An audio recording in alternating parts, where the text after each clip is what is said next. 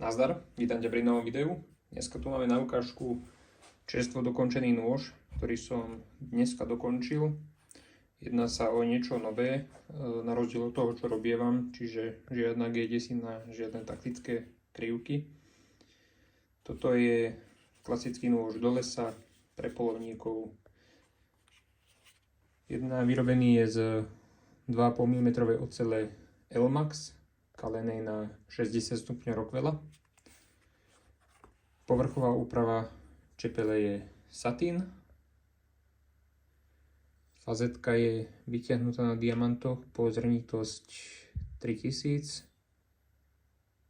Krásne sa leskne.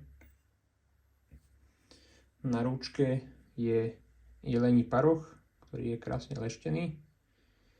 Liner biela G10, drevo bubinga a bronzová zaštita, ktorá je spredu takto patinová, natepaná.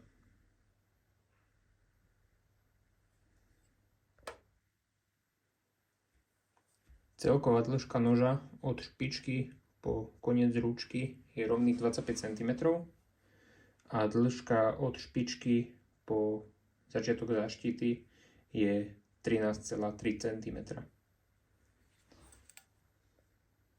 Nôž perfektne sedí v ruke vďaka rozšíreniu parohu, ktoré je také prirodzené, rovné, čiže nôž perfektne sedí v ruke. K nožu je aj kožené púzdro, ktoré je ušité z 4 mm hovädzej hladenice s jemným zdobením, prešité bielou niťou, tak aby to ladilo s parohom. Zozadu máme slovenský znak, čiže vyrobené na Slovensku, výrobca HPX a rok výroby. Klasická slúčka na opasok, prevlek. Nôž v púzdre sedí pevne, nehybe sa. Žiadna vôľa tam nie je.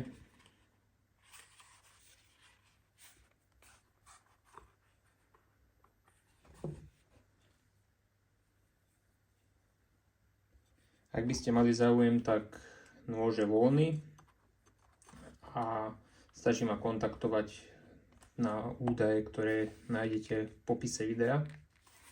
Buď najlepšie na e-mail, alebo na Instagram. A ak by ste mali záujem o materiály na výrobu nožov, nájdete ich na www.kneifer.eu. V popise nájdete link na túto stránku. Ďakujem a vidíme sa pri ďalšom videu.